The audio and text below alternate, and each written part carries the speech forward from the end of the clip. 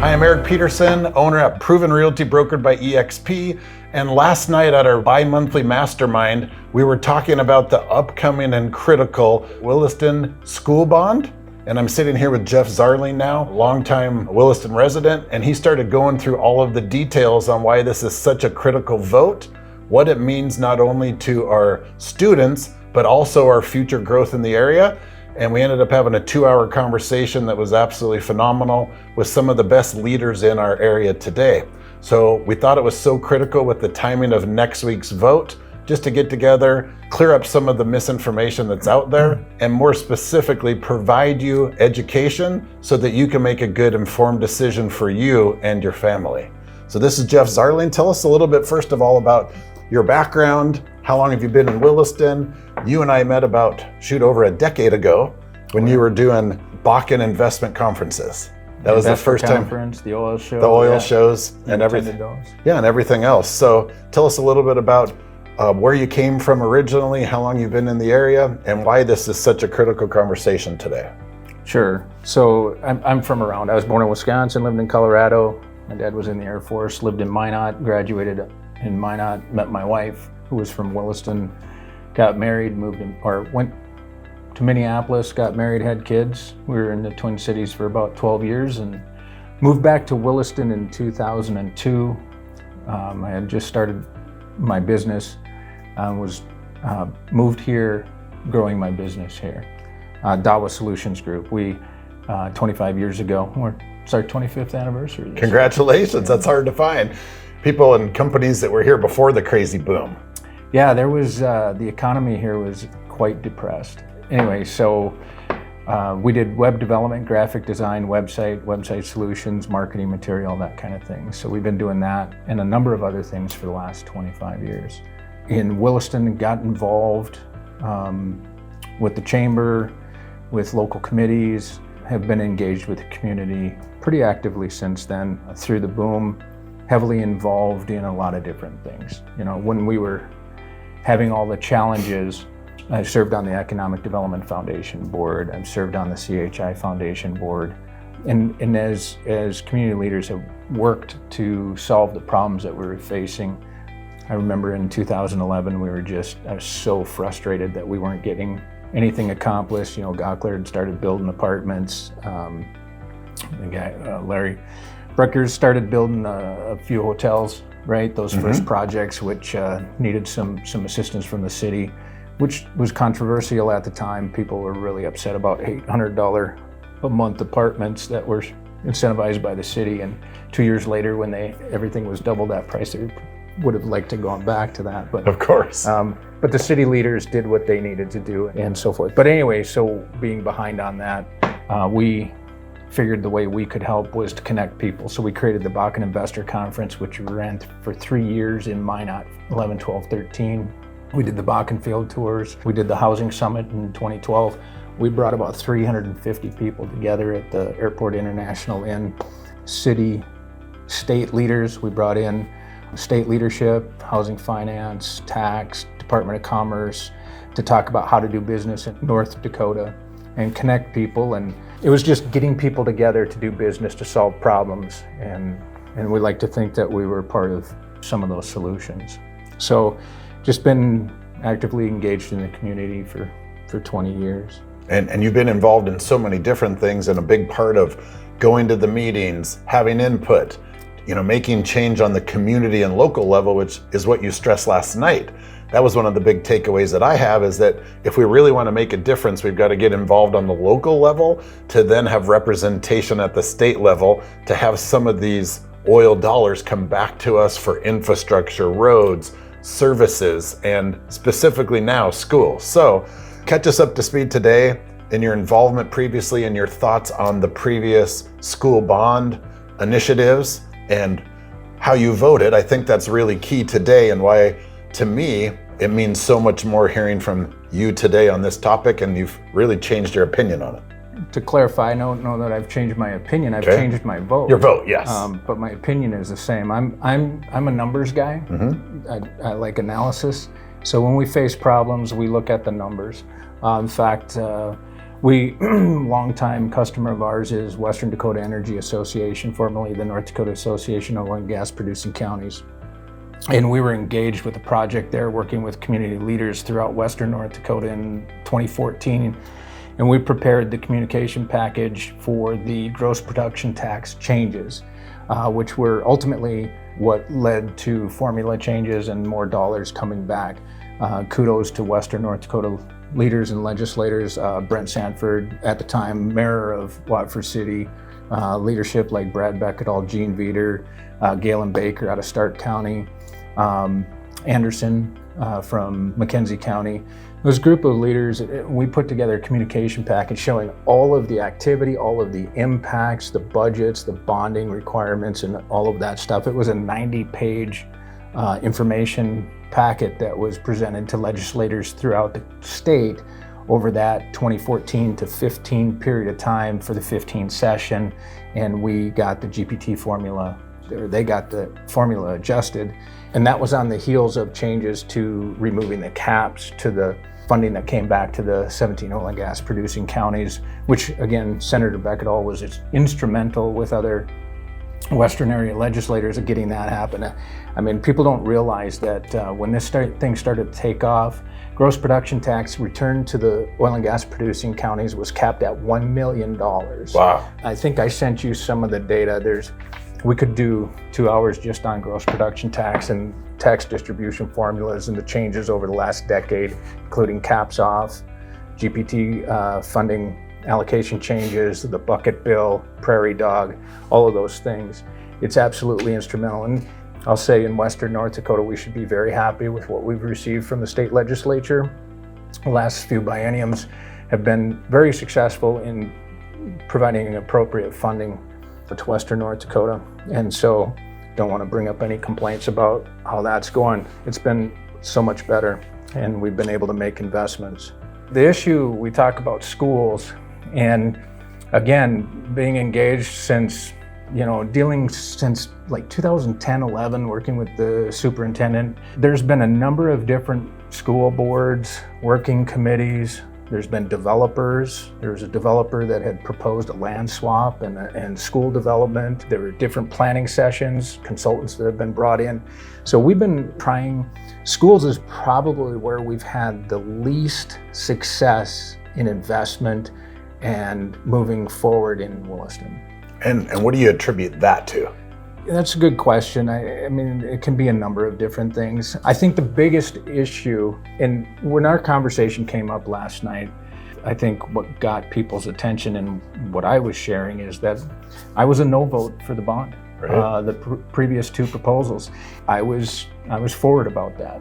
Just like with the Park District, the first sales tax issue, a vote I was opposed to. Then when the plan came out and an actual plan for the creation of the ARC and the $30 million proposal, which ultimately changed to 72.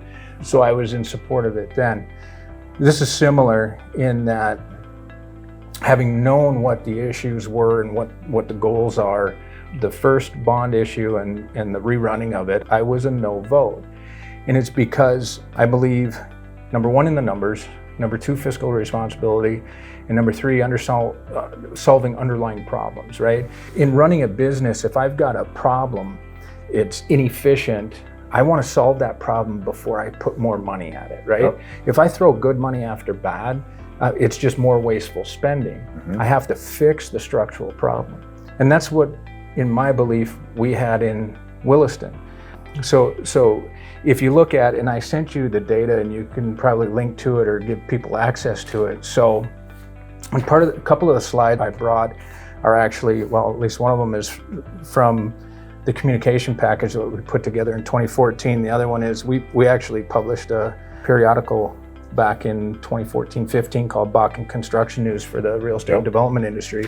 It was the last, we had built a data repository through our efforts. It was actually called ND Insights, which was registered with Secretary of State that we assigned ownership to DPI, and that's their portal now, where you can get the data. Anyway, so the last issue of that, we had a chart in there with the annual building permit valuation, right?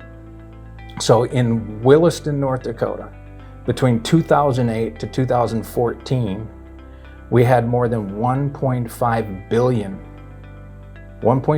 billion in real estate, in building permit valuation, okay, between 08 and 14. So in North Dakota, the way that works is that's the property tax base upon which the mill levies by the political subdivisions is assessed, right? Park district, well, not the park district, but city, county, and the school district. Those are your three main ones, right?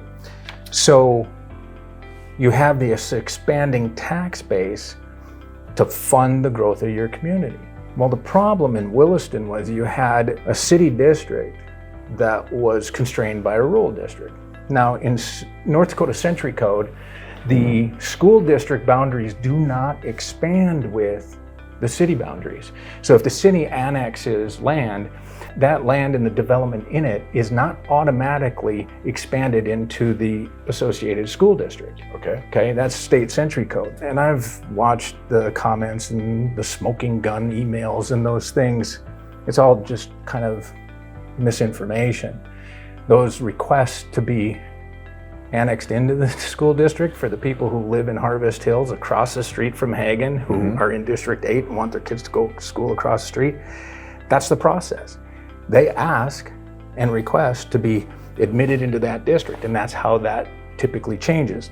The other way is that the districts sit down and agree to the changing of the district lines for appropriate property allocation, who's serving what, right? And that's sometimes what you see as a community grows, right, and absorbs rural land. So that's how it's intended to be in North Dakota. So during this period of time where we had 1.5 billion in expansion in, that's permit valuation, that's not necessarily the tax assessed value, right? So you had all this development taking place, and it was largely taking place outside District 1 boundaries, but much of the impact was on District 1 schools. So I sent you a slide, it shows you the Williston development.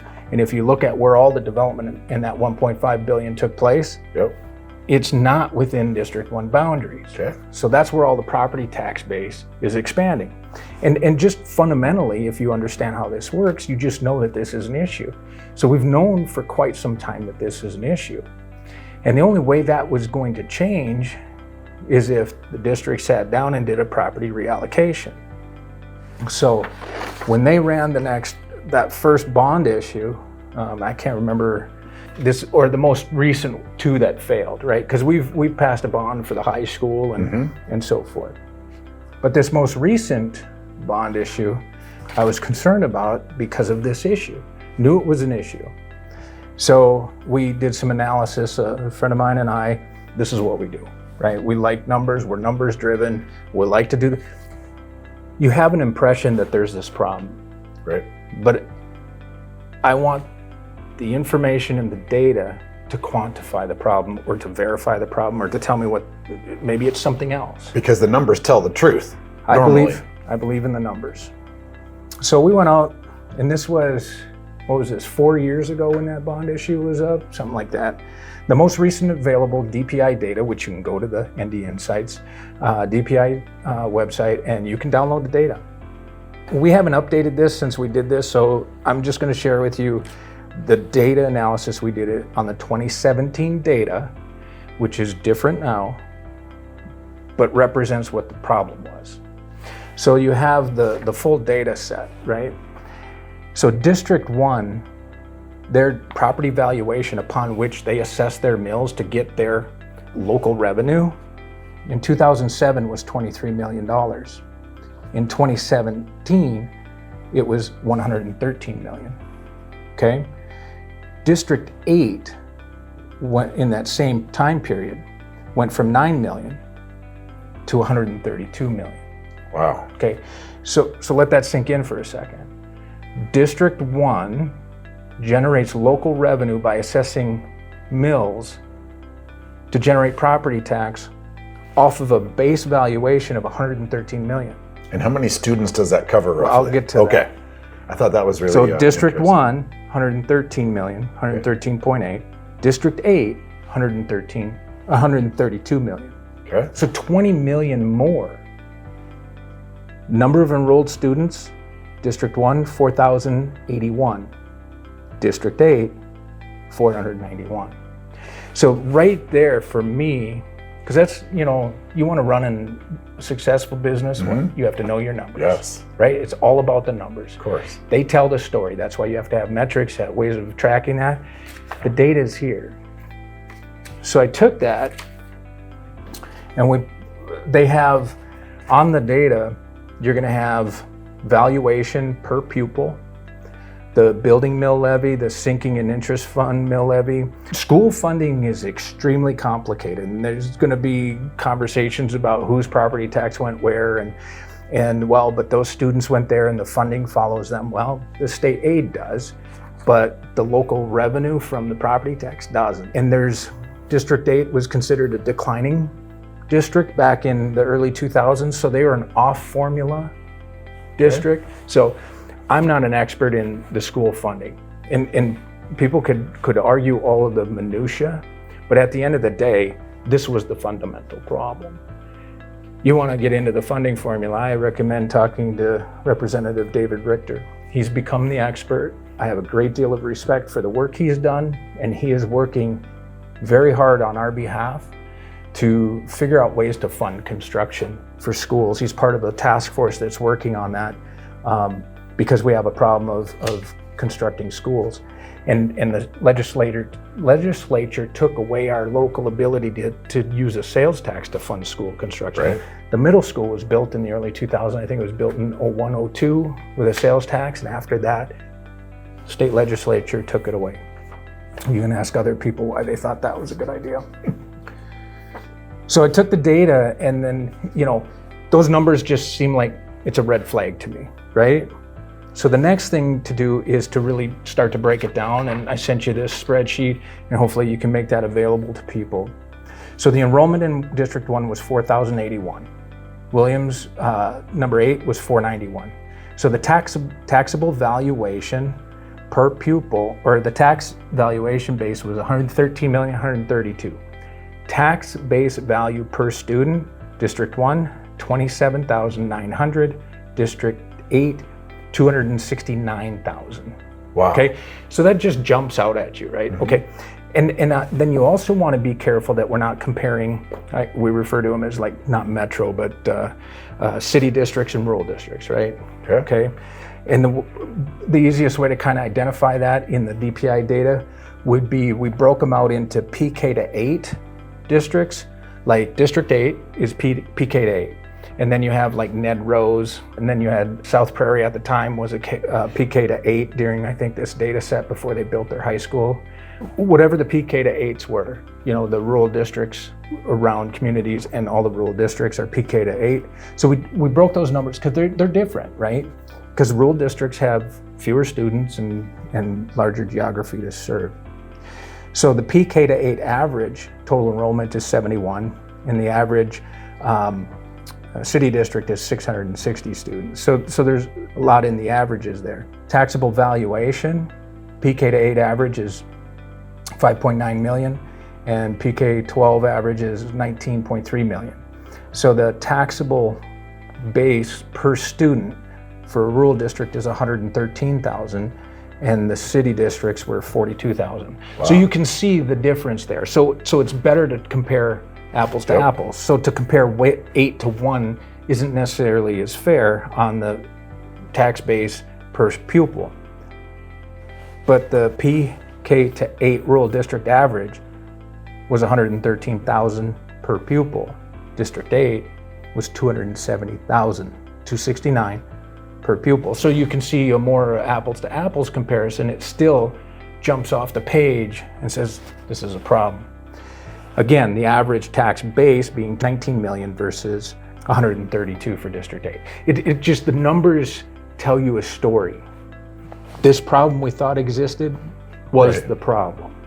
And so the local revenue off of that property tax for District 1, what they assessed in property tax in the 2017 school year data set was 10 million. They received 10 million in revenue to serve 4,000 students. District 8, their assessment generated 5.7 million for 491 students. So the local revenue per student, so District 1 was generating $2,500 per pupil, whereas District 8 was taking in $11,000 per pupil. Wow, big difference. And there's a difference, right? That's before you get into state aid and all those things. And District 8 was getting, I believe, more state aid because they were a declining district at the time that was set, and they were an off formula district. So they were getting all of that. And if, again, compare state average, local revenue state average for a PK-8 rural district was $500,000 total was the average. Per student revenue average, local revenue was $7,000. So you can see, so for District 1, they were generating $2,500 per student, but a rural district on average generated $7,000, but 8 was generating $11,700. So it just kind of jumps out at you off the page and says, this doesn't seem right. So that's why at that time, when those discussions were had about doing this, it's like, okay, first, before the bond, brought this information to community leaders and said, listen, we need to solve this problem first. And so you talk about how can you do that? And I've had this conversation with people who've past been on the school board, those that are on the school board, etc. You talk about it. You can have 1 and 8 sit down and say, okay, let's modify the boundaries, bring in the appropriate residential and commercial property into District 1, where you get the students that want to, the families the geography that makes sense to be within District 1, and use ratios like this to get the valuation more appropriate. And get a proper distribution that kind of mirrors these comparables. I like comparables, right? We've talked about other budgets, like the city budget. How is our budget compared to comparable cities? What's our spending by department based on populations? Those to me are valid questions as a business owner. Sure. How much do you spend on marketing? What percentage? It's your ratios, right? So I like the numbers to drive the decisions, or at least guide the decision. And so I think 1 and 8 could have sat down, and you could have still had a city district, and you still could have had a rural district with appropriate tax base. That's one option. The other option is consolidation. You can make the argument that consolidation, obviously solves that problem, right? All the students are being served, and the property owners are all experiencing the same mill levy. And I, as a business owner, have a preference towards the consolidation. As a property owner, I'd have been okay with either one, right? Sure. The consolidation I find more efficient. Just a single superintendent. The savings, right? Yeah, I like efficiency. Right. I'd prefer that. I don't know that this student population in this community needs 2 superintendents, 2 business managers, G&A, right? Mm-hmm. As a business owner, if you've got this kind of revenue, you want to have an appropriate general and administrative budget, right? Sure. So from that perspective, I'd rather have efficiency at the administrative level and push those dollars down more into the teaching and execution, operations, right? Yep. I want more of my dollars going to operations and not top heavy. Yep. So that's why I would prefer the consolidation. That would be, if you ask me my opinion, I'd prefer it for that reason, right? Less on admin and more on execution, right? Makes sense. It gets complicated as to where schools can spend dollars on debt service. There's sinking and interest bonds, and there's these different mill levies, and they're dictated to by the state of what dollars they can spend where, and I don't pretend to know all that, how that all works, but I know enough to have an opinion about what I think are good decisions. So for that reason, after the consolidation, I'm a 100% in on the bond. Wow. 100%. I don't like paying taxes any more than the other property owners. I have a house, I have investments, I own property, and we can talk about disclosures there because my name comes up in the social media stuff, so we can address that. But this is a decision about investing in our community. We are 15 years at minimum behind on making this kind of investment in our community. We got the high school built and those things, but we need to come together as a community.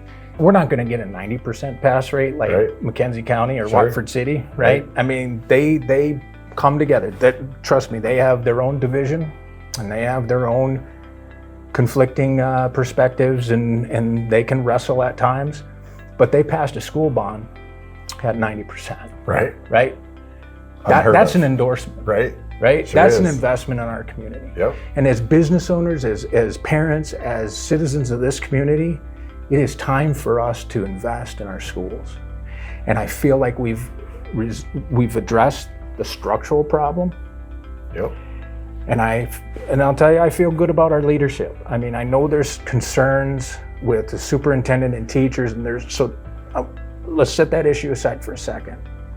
The leadership that we've elected to the school board, again, I know these people personally, and let me address that. Served with Chris Junt on the chamber board in 2008-9. In fact, I think I recruited Chris to the chamber board in 2008. He was a commercial lender at First International Bank and sharp guy. He just stood out as somebody and wanted to get engaged, so he started serving on the chamber board. So I think I've had 2 years of service with him there and see how he operates. Brilliant guy and knows the numbers better than anybody. Finance, numbers guy, prepared. My understanding is he comes to board meetings with binders put together, information, research. You're not going to find somebody that's going to come as prepared as Chris. Right? So I have a great deal of respect for that. You know, I don't always agree with their decisions. I mean, this isn't like a rubber stamp yes person type of thing. And his style can be abrasive to people. He's not the warm fuzzy guy. He's very direct. He's an analytic type, right? So, and that rubs some people the wrong way. But I have a great deal of trust in his ability to manage finances in an organization, okay? Kyle Renner, I've been in small group Bible study with Kyle and his wife, and again, in disclosure, she and I have been in business together. What affects my decision and my support of Kyle is his character, his heart, and how he conducts himself. Kyle's this guy, right? Place could be on fire, and he's right here. You know, and win the lottery, he's right here. He is steady Eddie. And you need people like that, right? I'm not that guy. I'm up, I'm down, but these guys, you and me both. They're great to have, especially seeing him in the president's position on the board right now. I think that's great. He's an anchor type person. I don't question his character at all, his intention. So I have a great deal of respect and faith in him. John Casimir. You know, we haven't always been on the same side of things. You know, being in this community for 20 years, there's definitely been things that he and I have had differing opinions about, and some things that he might support or decisions that I'm not particularly fond of. But I have a great deal of respect for John Casimir. He loves this community. He invests in this community. He is serving this community, and his interest is in what's best for this community. He doesn't have to be there. From what I understand, you know, he doesn't have the greatest of health, and this can't be easy on him, but he is there. And I have a great deal of respect for John Casimir. And Clint, I've done some business with him, and all my interactions have been very professional. I like how he conducts business. He's the kind of guy that says what he's going to do and does what he's going to say. I don't know necessarily a couple of the other members at that level, but I have confidence and trust in these leaders that we've elected, and elected more than once. And even after a recall, 60% of this community on a 2-to-1 basis have endorsed him again, re-elected this leadership. I think it's time to let this leadership lead and stop berating them. And let's get rid of this kind of side distraction, and let's focus, because there are issues. I'd be the first to admit, I'm seeing that there's concerns, you know, between district or teachers and you know, parents have concern. Those are all valid concerns, and I don't know what all is going on there. I don't know all the detail, And sometimes in these situations, you can't know all the detail. I've served on many boards where the board's responsibility is to hire the executive and to hold them accountable for running the organization. And to usurp that is not an appropriate board action. I've served on the North Dakota Chamber Board. I've served on CHI Foundation Board. I've served on the Chamber Board, number of boards, and the board's responsibility is to hire that person and hold them accountable. Right. And there's only so much interaction you can do to go around that. Now you need to get feedback, and there's proper ways of doing that. So I believe in the people that are there. I do have some concerns about this getting worked out, but let's get rid of all the distraction. Let's focus on real problems and real solutions and let them do their work. And if they can't get this figured out, then I think it's time we make a change. Sure. But let's first give them the opportunity to do that. And number one, I think, is this bond issue. Let them get these funds to invest in our facilities and get that process moving. And then let's also get them to work on this other stuff. And then we can focus our energies. That would be how I would approach it, or that's my perspective on it. Absolutely. A couple of key things that I took away from our conversation last night. And again, I don't have any kids in the school district. I have 4 kids. They had a great education back in Montana, but it's crazy to me to see here how many people complain about the school systems here, but nobody's doing anything to help out the process or help out the solution. This seems to be a good solution to give them a good environment to be in, a safer place to be in, and the facilities that we need. Just like you said, I don't want to pay taxes any more than anyone else does. I just sold my property 2 years ago in Montana, and our taxes were $14,000 a year. So here, our property taxes historically are super cheap. The other takeaway that we had last night is nobody in our area wants a free ride, right? You can go other places in the country and everybody's looking for a handout. Everybody here is looking to put in the work and support the community, pay their taxes, do their share. This is just one way to do that and just make sure that our money is going to the best cause. So some of the complaints that I've seen out there on the internet have been related to bringing in architects to do it and potentially overspending. How would you answer those concerns as inflation's gone through the roof, and how could they possibly be spending $500 a foot? Yeah, ask anybody.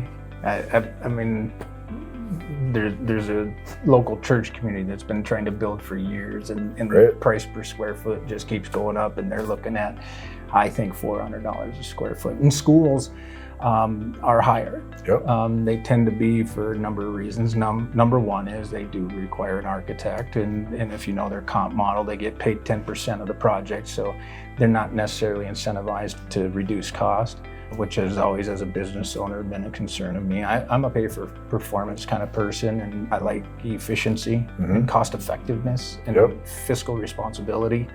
I don't want to go too far into the details, but design build is a construction concept. A CMA is a concept that was used out at the airport. Design build is a concept where instead of having the 10% architect fee, there's a different approach to it.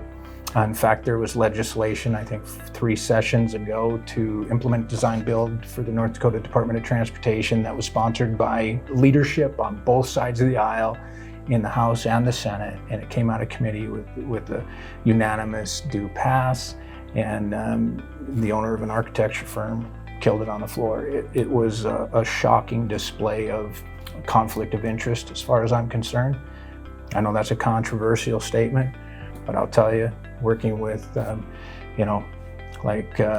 TR Expressway and other DOT projects, it was disappointing to see that killed because it would reduce cost. So there are costs, and schools have requirements that are more costly. So school and hospital construction are always going to be more expensive per square foot than other commercial property. So there's that. And the cost of materials, I watch some of this stuff, and you got this guy on this social media thing that inflation's only 17%, and I guess if we're going to be starting to quote numbers from the Biden administration, we might as well all just admit that we're not living in reality. The reality is, you and I both know that's not what we're experiencing. Right. I mean, cheese is doubled, dairy is doubled, your fuel is doubled.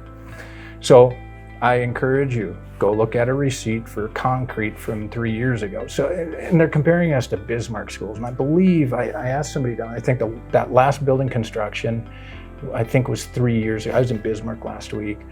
I think that 3 years ago, latest project was 3 years ago. So 3 years ago, what was the cost of building materials? Yep. I mean, a 2x4 doesn't cost what it does today.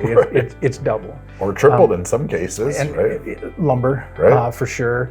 I think concrete is approximately double. I think I had my pavement poured in 2019. I think I was 140 a foot, and now I was just quoted 300 a foot. Yep, sounds about right. Is that about right? Yeah, it sure is. So that's not 17%. Yep. It's more than double. Yeah, right. So if they were building for $250 a foot or whatever it was, 500 a foot doesn't seem, I don't like the cost as any more than anybody else. Tomorrow is never a better day to build than today. Right. Best time to plant a tree? Yep. 20 years ago. Yeah, of course. Second best, today. Yep. Best time to build? A friend of mine's trying to build a garage 5 years ago. She's like, I'm gonna wait, it's too expensive, I'm gonna wait. I'm like, right. It's not going down. We have that 3 years later, she conversation. built it for like almost 40% more. I'm Right. like, We have that conversation a lot with our real estate clients, and specifically the carrying cost of interest rates. So what used to be a 2.25% to 2.5% loan today is over 7%. So if you're a contractor and a lot of your credit is what you're using to build out, right? Your construction loans are 9, 10, 12% sometimes. So I don't doubt the cost, and I don't doubt the inflation of that. I think at the end of the day, just like you, I want to know that my hard-earned money and the money that I'm paying towards tax is bringing home a benefit that far outweighs what I would have done with it previously, right? None of us want to send any money to Washington, D.C. because we know where it's going to go and how it's going to end up. This is a lot different to me. And on the website, we'll drop a link below. You can actually go right to the school's website. There's a calculator there. You just type in your assessed value. You can find that right online or on one of your tax statements for your property. And it will tell you how much this particular bond will actually cost you. I did an estimate, $300,000, and most of the houses here are assessed at about 80, maybe 70% of the value, so not what your appraised value is gonna be. The assessed value at $300,000 is less than a $12 a month increase. 12 bucks. Jeff, that's pretty cheap considering that we can invest in our future and specifically create an environment that fosters growth, keeps our families here, and more importantly, gets our kids ready for the real world and specifically to come work. So if you are having a tough time finding employees now, if you're having a tough time retaining employees now, how nice would it be to know that your employees that work for you are gonna have a better environment for their kids and potentially have a better setup, learn some of the new trades and the new technologies. We have phenomenal trade schools here in our area. So that's to me something that I took away from it as well. Not having a horse in the race. I don't have any kids here, but I really believe that you need to think about the future, specifically if you don't have kids, but you're making money in this local economy, because that's truly the only way we're going to grow as a stable community, continue to build the infrastructure out, continue to have safe schools, and specifically use our money the right way. So what would you tell people that are concerned about everything else has gone up, Jeff, I can't afford to pay anything? This might be just enough to break the bank, so to speak. The straw that broke the camel's back. Yeah, I don't know. If you're living that close to the edge, you need to understand personal finance and make some adjustments. That's what I would say to that. But generally speaking, as far as investing in this, like I said, I don't like paying any more in property tax than anybody else does. But we talked about the 7 habits last night, right? We sure did. P and PC, right? Yep. Production and production capacity. You can't just run on production and not increase production capacity. Right. You'll kill the golden goose, right? We, as businesses, we know we can't just run it dry and never invest in the truck, right? These LFL companies, you can't run that rig, run that truck, run that equipment and never maintain it. Right. You have to invest in it. And we are way behind investing in our schools, right? Structures. My sister-in-law started and ended her teaching career with the portables that were supposed to be temporary still in use. Wow. And they're still in use today. Our temporary portable schools outlasted her career. Unbelievable. That's a pretty sad state. Right. As a community, we need to get rid of those and invest in good school infrastructure. What's the top recruiting for all the businesses here? Number one challenge, workforce. Yeah, of course. What's top priority for workforce? Education. Education, right? Healthcare, Yep. shopping, Yep. right? Those things are improving. What's the area that we're the furthest behind on investing? By far, education. Education in Right. schools. It is time. Yep. Like Rafiki might say.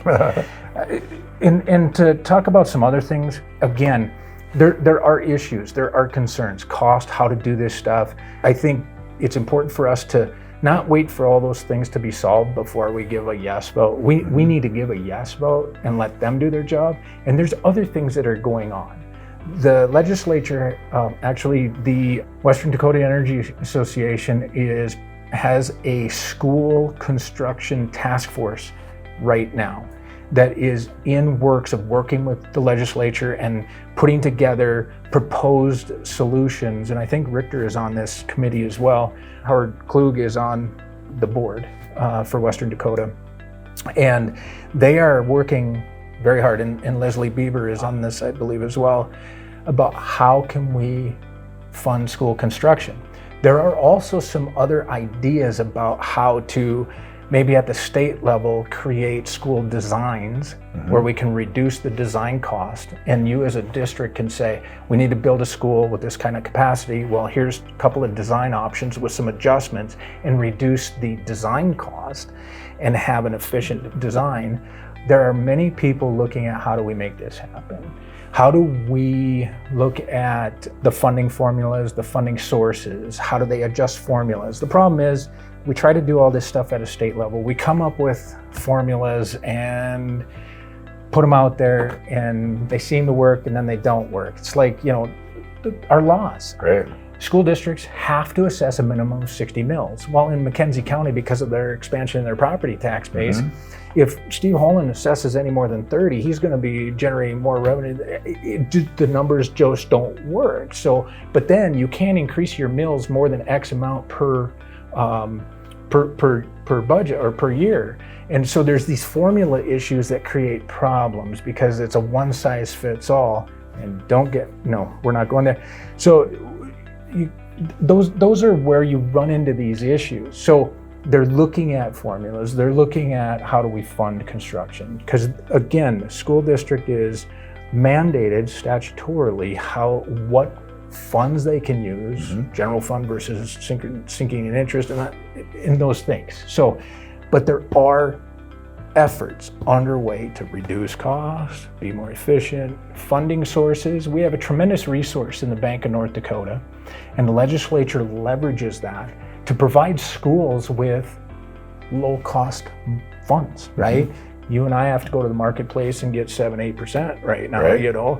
They can go through the legislature. They're working on with the legacy fund to be able to create loan pools, revolving loan funds to access low-cost loans to fund building construction. So those are all things that they're working on. The Bank of North Dakota, the legislature, the school districts, the state association of school boards, they're working on this stuff. And so I have faith that they'll put together things and there'll be ways that they're gonna address this.